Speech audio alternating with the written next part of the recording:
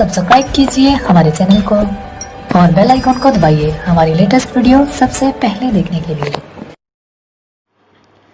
जैसा कि ये वीडियो दूसरा है और ये पार्ट 2 है। पार्ट 1 आप दिए गए मैंने नीचे डिस्क्रिप्शन में लिंक दे दिया गया है, उसमें जाकर आप देख सकते हैं। और ये अध्याय 1 का अध्याय 2 है ये। और हम यहाँ से शुरुआत करेंगे। अतिरिक्त रोजगार का सृजन कैसे हो। उपयुक्त चर्चा से हम देख सकते हैं कि कृषि क्षेत्र में अल्प बेरोजगारी की गंभीर स्थिति बनी हुई है। कुछ लोग ऐसे हैं जिन्हें बिल्कुल रोजगार नहीं मिला है। लोगों के लिए रोजगार की वृद्धि कैसे की जा सकती है, हम कुछ तरीके को देखते हैं। हम लक्ष्मी और उसके 2 हेक्टेयर असिंचित भूखंड का उदाहरण लेते हैं। जैसा लक्ष्मी का आप उदाहरण ऊपर पढ़ चुके हैं, पार्ट 1 में है, आप देख सकते हैं जाकर। उसके परिवार की भूमि की सिंचाई हेतु एक कुएं का निर्माण करने के लिए सरकार कुछ मुद्रा व्यय पर माने उधार देती है और या बैंक ऋण प्रदान कर सकता है। जब लक्ष्मी अपने भूमि की सिंचाई करने में सक्षम होगी और और रबी मौसम में एक दूसरे फसल गेहूं उपजाती है। मान लेते हैं कि 1 हेक्टेयर गेहूं की फसल 2 लोग 50 दिनों माने बीज डालने, पानी देने और खाद डालने और कटाई में तक 50 दिनों तक रोजगार प्रदान कर सकती है। अतः परिवार के 2 अन्य सदस्यों को अपनी जमीन में रोजगार मिल सकता है। अब हम मान लेते हैं कि ऐसे कई खेती और सिंचाई के अन्य नए बांध का निर्माण किया जाता है। एक नहर खोदी जाती है। इससे कृषि क्षेत्र में रोजगार के अनेक अवसर सृजित कर सकेंगे और अल्प बेरोजगारी की समस्या अपने आप कम हो सकती है। आप देखेंगे अल्प की अगर आ सकता है क्वेश्चन कि अल्प बेरोजगारी की समस्या कैसे खत्म हो सकती है, तो आप ये कहानी अगर पढ़े हैं तो उसका आंसर लिख सकते हैं।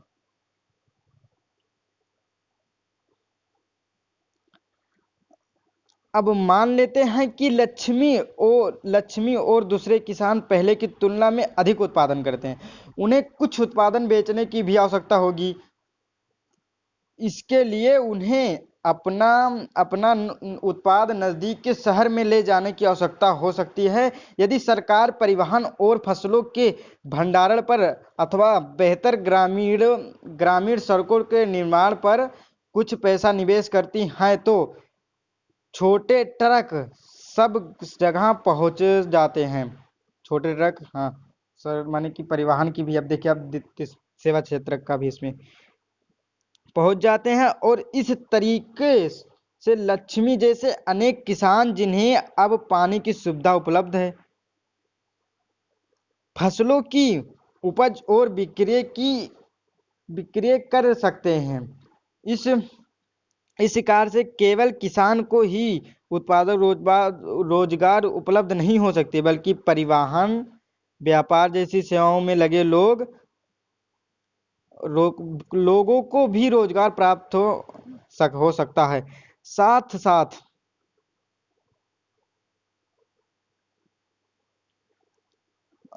लक्ष्मी की जरूरत केवल पानी तक सीमित नहीं है। खेती करने के लिए उसे बीजों, उर्वरकों, कृषि उपकरणों और पानी निकालने के लिए पंपिंग सेटों की भी जरूरत है। एक निर्धन किसान होने के कारण वह सभी चीजों पर खर्च नहीं कर सकती, इसलिए उसे साहूकारों से पैसा उधार लेना होगा और उच्च ब्याज दर पर पैसा पर वापस करना पड़ेगा। यदि स्थानीय बैंक उचित दर पर ब्याज उसे साख प्रदान करता है, माने उधार देता है, तो वह इन सभी चीजों को उचित समय पर खरीदने और अपनी भूमि पर खेती करने में सक्षम होगी। तात्पर्य यह है कि पानी के साथ साथ कृषि में सुधार के लिए किसानों के सस्ते कृषि साख भी प्रदान, साख माने आप समझ सकते हैं मुद्रा की जरूरत है। अध्याय 4 में मुद्रा देखिए, मुद्रा एवं साख की कुछ आवश्यकताओं का अध्ययन करेंगे। अध्याय 4 में आप जाएंगे तब अध्ययन करेंगे हम लोग। हम एक अन्य तरीके से किसी समस्या का समाधान कर सकते हैं, वह तरीका आप देखेंगे। अर्ध ग्रामीण क्षेत्रों में उन उद्योगों और सेवाओं की पहचान करना और उन्हें बढ़ावा देना जहां बहुत अधिक लोग नियोजित कर सकें। उदाहरण के लिए मान लेते हैं कि एक किसान अरहर और मटर दलहन फसलें उपजाने का निर्णय करते हैं। अनेक किसान हैं, एक नहीं सॉरी, अनेक किसान इनकी वसूली और तथा प्रसंस्करण के लिए तथा शहरों में विक्रय करने के लिए दाल मिल की स्थापना एक ऐसी ही उदाहरण है।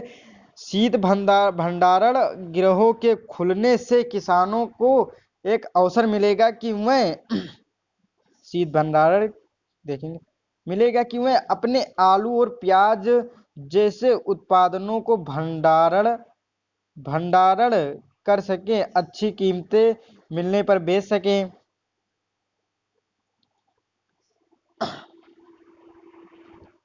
वन क्षेत्रों के निकटवर्ती गांवों में हम शहद संग्राहक केंद्रों की शुरुआत कर सकते हैं, जहां किसान वनों से प्राप्त शहद बेच सकें। सब्जियों और कृषिगत उत्पादों जैसे आलू, शकरकंद, चावल, गेहूं, टमाटर और फल इत्यादि जिसे बाहरी बाजारों में बेचा जा सके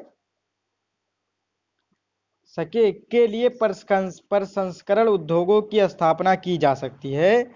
प्रसंस्करण उद्योग माने छोटे मोटे उद्योग या अर्ध ग्रामीण क्षेत्रों में स्थित उद्योग का रोजगार प्रदान करेगा।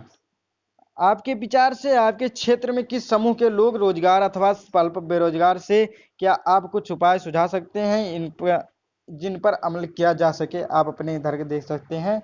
आप ग्रामीण क्षेत्र में होंगे तो आप अधिक देखेंगे, सब्जी वब्जी उत्पादन का अधिक करते हैं, लेकिन वैसे क्या और शहरी में देख और डेयरी भी ग्रामीण में अब अधिक चल गया है, वैसे चलो ठीक है।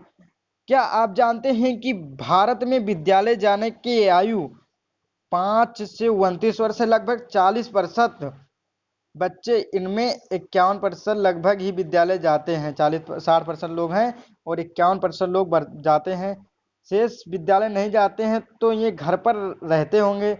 उनमें से अधिकतर बाल श्रमिक मान क्या आप जानते हैं कि 14 वर्ष कम वर्ष वाले के रूप में काम कर रहे होंगे। यदि ये बच्चे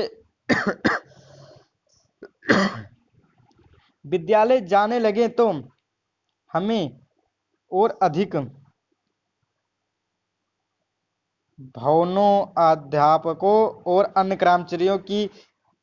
कर्मचारियों की आवश्यकता होगी। योजना जो बना था, वर्तमान नीति आयोग द्वारा किए गए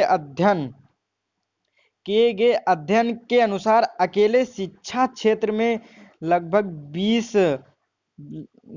20 लाख रोजगारों का सृजन किया जा सकता है। 20 लाख।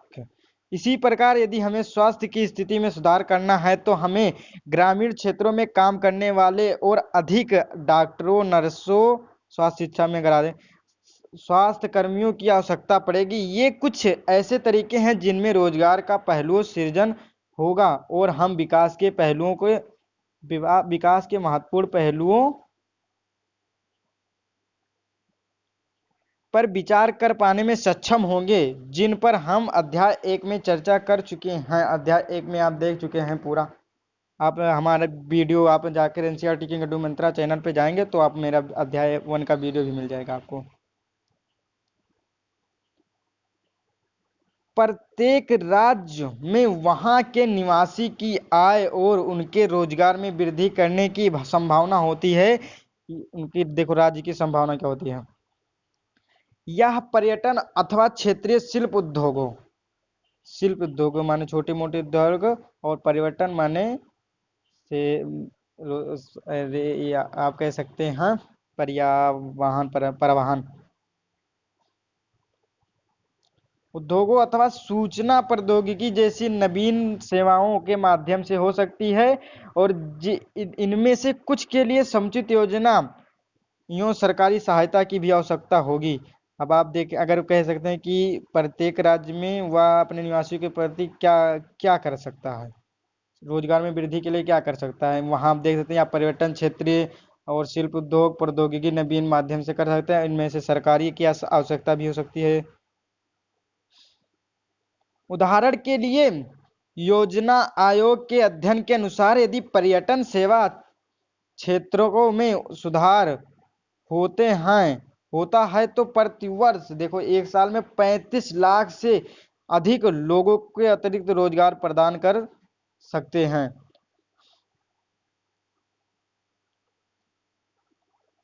अब हम जानते हैं कि चर्चा किए गए कुछ सुझावों के अमल पर लंबा समय लगेगा अतः छोटी अवधि के लिए हमें कुछ द्रुत उपयोगों की जरूरत है। इसे ध्यान में रखते हुए केंद्र सरकार ने अभी भारत के लगभग 625 जिलों में काम का अधिकार लागू करने के लिए एक कानून बनाया है। इसे महात्मा गांधी ग्रामीण रोजगार गारंटी अधिनियम 2005 कहते हैं। महात्मा गांधी ग्रामीण रोजगार गारंटी अधिनियम 2005 के अंतर्गत उन सभी लोगों जो काम करने में सक्षम है, देख लीजिए ग्रामीण रोजगार अधिनियम किसमें लगता है, सक्षम है, जिन्हें काम की जरूरत है और को सरकार द्वारा ग्रामीण क्षेत्रों में 100 दिन के रोजगार की गारंटी दी जाती है। यदि सरकार रोजगार उपलब्ध कराने में असफल रहती है तो वह लोगों को बेरोजगारी भत्ता देगी। इस अधिनियम के अंतर्गत उस तरह के कामों की वरीयता दी जाती है जिसमें भविष्य में भूमि उत्पादन को बढ़ाने में मदद लगती है। आपके पेपर में आ सकता है कि राष्ट्रीय ग्रामीण रोजगार अधिनियम के तहत क्या किया जाता है, माने किस चीज के कामों में किया जाता है। तो आप अगर ये पढ़े हैं, आपको याद हो कि भूमि उत्पादन बढ़ाने में मदद मिलेगी, ऐसे काम को किया जाता है इस अधिनियम के अंतर्गत। और अब आप इसे आप सॉल्व कर सकते हैं। इसमें लिखा गया पहला क्वेश्चन, उसका बता देता हूँ। काम करने का अधिकार क्यों कहा गया? इसलिए कहा गया क्योंकि अधिकतर इसमें श्रम का ही उपयोग किया जाता है, इसलिए श्रम को काम भी कहा जाता है, इसलिए काम का अधिकार भी कहा गया है इसे। और अब आप संगठित और असंगठित के रूप में क्षेत्रकों का विभाजन, संगठित और असंगठित। आप संगठित माने आप एक शब्द समझ सकते हैं सरकारी, और असंगठित माने सरकारी नहीं। तो अब देखेंगे संगठित के बारे में। अब हम आर्थिक कार्यों को विभाजित करने के लिए एक अन्य तरीके पर परीक्षण करते हैं। इसे लोगों के नियोजित होने के आधार पर देखते हैं। उनके काम करने की शर्तें क्या है, क्या कोई नियम और विनियम है जिनका रोजगार के संदर्भ में अनुपालन किया जा सकता है। आप ये कांता की कहानी है, आप वीडियो पोस्ट करके कांता का कहानी भी पढ़ सकते हो, और ये आप कमल की कहानी भी पढ़ सकते हैं वीडियो पोस्ट करके। और हम यहाँ से शुरुआत करेंगे, नहीं तो वीडियो ज़्यादा टाइम लगेगा, आपको भी नुकसान पड़ेगा। जैसे आप देखेंगे, पहला, कांता संगठित क्षेत्र में काम करती है। संगठित माने आप सरकारी सोच सकते हैं। संगठित क्षेत्र में वे उद्यम अथवा कार्य स्थान आते हैं, देखिए जहां रोजगार की अवधि नियमित होती है। देख लीजिए संगठित के बहुत बढ़िया आपको मिल रोजगार अथवा अवधि नियमित होती है। अवधि माने समय, माने टाइम की 8 घंटा 10 घंटा 15 घंटा या जितना घंटा आपको जितना उतना पैसा। इसलिए लोगों के पास सुनिश्चित काम होता है। वह क्षेत्र के सरकार से पंजीकृत होते हैं सरकार द्वारा, और उन्हें सरकारी नियमों और विनियमों का पालन करना पड़ता है। नियमों और विनियमों अनुपालन करना पड़ता है। इन नियमों और विनियमों का अनेक विधियों जैसे कारखाना अधिनियम, न्यूनतम मजदूरी अधिनियम, सेवानुदान अधिनियम, दुकान एवं परिस्थान अधिनियम इत्यादि में उल्लेख किया गया है। अब आप इसे सोचेंगे कि सेवानुदान अधिनियम क्या होता है, न्यूनतम मजदूरी अधिनियम क्या होता है। आप इसमें ये दिया जाता है कि जैसे उसका डाटा दिया जाता है, जैसे कोई कारखाना खोलेगा तो उसको इतना काम करना पड़ेगा, इतना उसे मजदूरी देना पड़ेगा, इसी ऐसा सेवानुदान अधिनियम है। और इसी तरह आप सबको आप समझ सकते हैं किया गया है। इसे संगठित क्षेत्रक भी कहते हैं। देख लीजिए संगठित क्षेत्रक, क्योंकि इसकी कुछ औपचारिक प्रक्रिया या कार्यविधि हैं। कुछ लोग किसी के द्वारा नियोजित नहीं होते हैं, बल्कि स्वतः काम कर सकते हैं, परंतु वे अपने को सरकार के समक्ष पंजीकृत करते हैं और विनियमों का अनुपालन करते हैं। संगठित क्षेत्र के कर्मचारियों को रोजगार सुरक्षा के लाभ मिलते हैं। देख लीजिएगा, संगठित क्षेत्र में कर्मचारियों को रोजगार सुरक्षा माने सुरक्षा, रोजगार के साथ सुरक्षा बच्चे को लाभ मिलेगा। उनसे एक निश्चित समय तक ही काम करने की आशा की जाती है। यदि वह अधिक काम करते हैं तो नियोक्ता द्वारा उन्हें अतिरिक्त वेतन दिया जाता है, या वह नियोक्ता से कई दूसरे लाभ भी प्राप्त करते हैं। ये लाभ क्या है? जैसे सवेतन, आप इसे जरूर याद कर रखिए, आपका टॉपिक सवेतन, अवकाश काल भुगतान माने छुट्टी में भुगतान, भविष्य निधि भविष्य के लिए जो सेवानुदान इत्यादि पाते हैं। वह चिकित्सा लाभ पाने में हकदार होते हैं। और नियमों के अनुसार कारखाना मालिक को पेयजल और सुरक्षित कार्य पर्यावरण जैसी सुविधाओं को सुनिश्चित करना होता है। जब वे सेवानिवृत्त होते हैं तो पेंशन भी मिलता है उनको। अब पेंशन का भी कुछ कर दिया गया है सिस्टम की, 2005 के बाद पेंशन नहीं मिलता है वैसे। इसके विपरीत कमल को अब देखेंगे हम। इसके विपरीत कमल असंगठित क्षेत्र में है। अब आप संगठित का उल्टा ही आप कह सकते हैं असंगठित। असंगठित क्षेत्र में काम करता है। संगठित क्षेत्र छोटी छोटी और बिखरी इकाइयों जो अधिकांश सरकारी नियंत्रण से बाहर होती है से निर्मित होती हैं। छोटी छोटी इकाइयों से निर्मित होती हैं। इस क्षेत्र के नियम विनियम होते हैं, परंतु उसका पालन नहीं होता है। वह कम वेतन वाले रोजगार हैं जो प्रायः नियमित नहीं हैं। यहाँ अतिरिक्त समय में काम करने, सवेतन छुट्टी, अवकाश, बीमारी के कारण छुट्टी इत्यादि का कोई प्रावधान नहीं है। रोजगार सुरक्षित नहीं है। श्रमिकों को बिना किसी कारण काम से हटाया नहीं जा सकता है। कुछ मौसमों में जब काम कम होता है तो कुछ लोगों को छुट्टी दे दी जाती है। बहुत से लोग नियोक्ता की पसंद पर निर्भर होते हैं।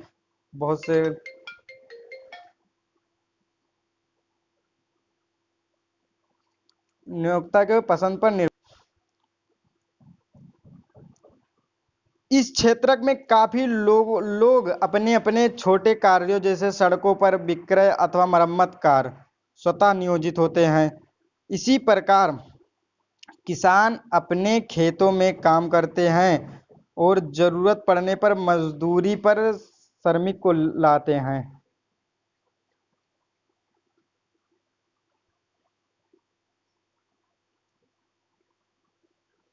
अब आप इसे हल कर लेना खुद, चाहे तो आप वीडियो पॉज कर हल कर सकते हैं। और अब हम देखेंगे असंगठित क्षेत्रकों में श्रमिकों का संरक्षण कैसे हो, आप देखेंगे।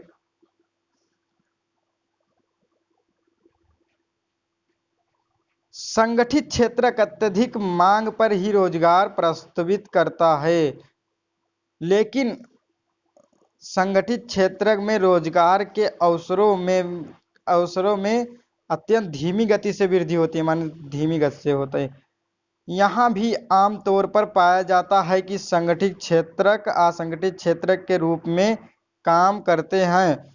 वे ऐसी राजनीतिक कर वंचन एवं श्रमिकों को संरक्षण प्रदान करने वाले विधियों का अनुपालन से बचने के लिए अपनाते हैं। परिणामतः या बहुत से श्रमिक असंगठित क्षेत्र में काम करने के लिए विवश हुए हैं, जहां बहुत कम वेतन मिलता है। उनका प्रायः शोषण किया जाता है, अधिको असंगठित के बताया गया है, श्रमिक किया जाता है और उन्हें उचित मजदूरी नहीं दी जाती है, उनकी आय कम और नियमित नहीं है, कम है और नियमित ना है। इस रोजगार में संरक्षण नहीं है और ना ही इनमें कोई लाभ है। अब आप देखेंगे सन 1990 में यह देखा गया था कि संगठित क्षेत्र के कुछ अधिक श्रमिक प्रायः रोजगार खेतों खोते जा रहे हैं, रोजगार खोते जा रहे हैं। ये लोग असंगठित क्षेत्र में कम वेतन पर काम करने के लिए विवश हैं। अतः असंगठित क्षेत्र में और अधिक रोजगार की जरूरत के अलावा श्रमिकों को संरक्षण की सहायता की आवश्यकता है। ये लाचार लोग कौन हैं जिन्हें संरक्षण की आवश्यकता है? जैसे ग्रामीण मजदूर हो सकते हैं। देखो आप लिखा, ग्रामीण क्षेत्रों में असंगठित क्षेत्रों को मुख्यतः भूमिहीन कृषक, कृषि श्रमिकों, छोटे और सीमांत किसान, फसल बटाईदारों माने बटैया जो लेते हैं, इस समय हमारे इधर चलता है यूपी में ज्यादातर, कारीगरों जैसे बुनकरों, लोहारों, बढ़ई और सुनार, ये रचित होते हैं। भारत का लगभग 80%, इस समय देख सकते हैं, ग्रामीण परिवार छोटे सीमांत किसानों की श्रेणी में आते हैं। देख लेंगे 80% लोग आते हैं, इस समय का डाटा है। और इन किसानों को समय से बीज, कृषि उपकरणों, साख भंडारण सुविधा और विपणन केंद्र की पर्याप्त सुविधा उपलब्ध कराने की जरूरत है। शहरी क्षेत्रों में असंगठित क्षेत्र, मुख्यतः लघु उद्योगों में श्रमिकों, विनिर्माण, व्यापार एवं परिवहन में कार्यरत आश्रमिक श्रमिकों, सड़कों पर विक्रेता का काम करने वाला, सिर पर बोझा ढोने वाला श्रमिक कुली, वस्त्र निर्माण करने वाले, कबाड़ उठाने वाले से रचित लघु उद्योगों को भी कच्चे माल यदि प्राप्ति का उत्पादन में विपणन के लिए सरकारी मदद की आवश्यकता होती है। आकस्मिक श्रमिकों की शहरी और ग्रामीण दोनों क्षेत्रों में संरक्षण दिए जाने की जरूरत है। हम यह पाते हैं कि बहुसंख्यक श्रमिक अनुसूचित जाति, जनजाति और पिछड़ी जातियों से हैं जो असंगठित क्षेत्र में रोजगार करते हैं। ये श्रमिक अनियमित और कम मजदूरी पर काम करते हैं। इनके अलावा सामाजिक भेदभाव के शिकार भी शिकार हैं। अतः आर्थिक एवं सामाजिक विकास के लिए असंगठित क्षेत्र में श्रमिकों को संरक्षण की सहायता अनिवार्य है, मानी जरूरत है। अब आप जैसे आप कैसे कर सकते हैं अपने वहां के, जैसे कि आपको बताया गया था संगठित क्षेत्र में कि आपको सरकारी नियोजन मिलता है और वहाँ पानी की सुविधा बढ़िया होती है, ऐसा तो वही कार्य अगर असंगठित क्षेत्र पे भी लागू कर दिया जाए तो, और वहाँ के नियमों का पालन किया जाए असंगठित क्षेत्र में, तो फिर वो नियोजन हो सकता है, माने उनका नियोजन किया जा सकता है। और अब हम पढ़ेंगे स्वामित्व आधारित क्षेत्र। देखेंगे सार्वजनिक और निजी क्षेत्र होते हैं। सार्वजनिक माने आप जान सकते हैं सरकारी, याद रख लीजिए, सार्वजनिक माने सरकारी और निजी माने खुद का या निजी। आर्थिक गतिविधियों को क्षेत्रकों में वर्णित करने का एक तरीका हो सकता है। परिसंपत्तियों का स्वामी और सेवाओं की उपलब्ध के लिए जिम्मेदारी व्यक्ति कौन है? सार्वजनिक क्षेत्र में अधिकांश परिसंपत्तियों का स्वामित्व होता है, सरकार का स्वामित्व होता है। सरकार ही सभी सेवाएं उपलब्ध कराती है। निजी क्षेत्र में परिसंपत्तियों पर स्वामित्व और सेवाओं के वितरण की जिम्मेदारी एकल व्यक्ति या कंपनी के हाथों में होता है। रेलवे देखेंगे निजी क्षेत्र में एकल व्यक्ति का होता है और कंपनी के हाथों में होता है। रेलवे अथवा डाकघर सार्वजनिक क्षेत्र के उदाहरण है, देखेंगे इसके उदाहरण आपको दिया गया है। रेलवे अथवा डाकघर उदाहरण है ए और स्टील और जबकि Tata iron and steel company limited माने टिस्को या रिलायंस इंडस्ट्रीज लिमिटेड जैसे कंपनियां ये सब निजी स्थिति वाले हैं।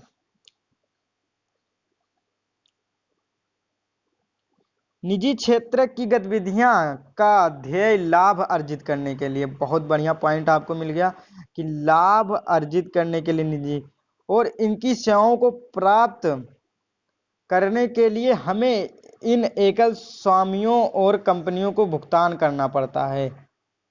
लाभ प्राप्त करने के लिए स्वामियों और उनका सार्वजनिक क्षेत्र का ध्येय केवल लाभ कमाना नहीं होता है। जैसे आप देखेंगे केवल लाभ कमाना नहीं होता है, सरकार सेवाओं पर किए गए व्यय की भरपाई करों या अन्य तरीकों से करती है। आधुनिक दिनों में सरकार सभी तरह की गतिविधियों पर व्यय करती है। ये गतिविधियां क्या हैं? सरकार ऐसी गतिविधियां पर व्यय क्यों करती है, ज्ञात करें। अब देखेंगे नीचे दिया गया है डाटा। कई ऐसी चीजें हैं जिनकी आवश्यकता समाज के सभी सदस्यों को होती है, परंतु निजी क्षेत्र को उचित कीमत पर उपलब्ध नहीं कराते हैं। क्यों? क्योंकि इनमें से कुछ चीजों पर बहुत अधिक पैसा खर्च होता है। देख लीजिए, करने पड़ते हैं जो निजी क्षेत्र की क्षमता से बाहर है, और इन चीजों का इस्तेमाल करने वाले हजारों लोगों को पैसा एकत्र करना भी आसान नहीं है। फिर भी यदि वह चीजें को उपलब्ध कराते हैं तो वह इसकी ऊंची कीमत वसूलते हैं। जैसे सड़कों, पुलों और रेलवे पतनों, पतन माने बिजली यदि का निर्माण, बांध यदि सिंचाई की सुविधा उपलब्ध कराना, इसलिए सरकार ऐसे भारी व्यय उठाती है सभी लोगों के लिए सुविधाओं और सुनिश्चित करता है। कुछ गतिविधियां ऐसी हैं जिन्हें सरकारी समर्थन की जरूरत पड़ती है। निजी क्षेत्र को उन उत्पादन अथवा व्यवसायों तक जारी नहीं रख सकते हैं तब तक सरकार उन्हें प्रोत्साहित नहीं करती है। जैसे उत्पादन मूल्य पर बिजली की बिक्री, देखते हैं हमारी सरकार बिक्री, बहुत से उद्योगों में वस्तुओं को उत्पादन लागत वृद्धि हो सकती है। अनेक इकाइयां विशेषकर लघु इकाइयां बंद हो सकती हैं।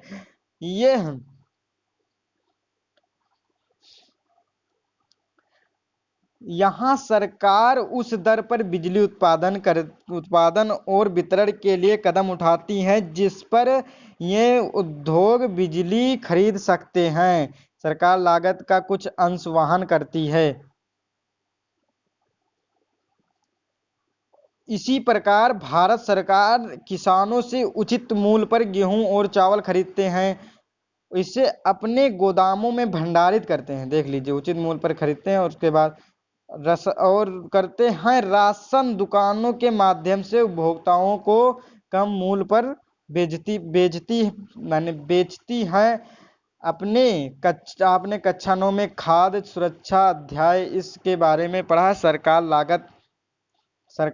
लागत का कुछ भाग वहन करती है और इसी प्रकार सरकार किसानों और उपभोक्ताओं दोनों को सहायता पहुंचाती है। अधिकतर आर्थिक गतिविधियों ऐसी है जिनकी प्राथमिक जिम्मेदारी सरकार पर है। इन पर व्यय करना सरकार की अनिवार्यता है, माने जरूरी है। और जैसे सभी के लिए स्वास्थ्य और शिक्षा सुविधाएं उपलब्ध कराना, हमने पहले अध्याय में कुछ गतिविधियों पर विचार किया है। समुचित ढंग से गतिविधियों पर विचार किया है। समुचित ढंग से विद्यालय चलना और गुणात्मक शिक्षा विशेषकर प्राथमिक शिक्षा उपलब्ध कराना सरकार का कर्तव्य है। प्राथमिक माने आप कक्षा 8 तक कर सकते हैं।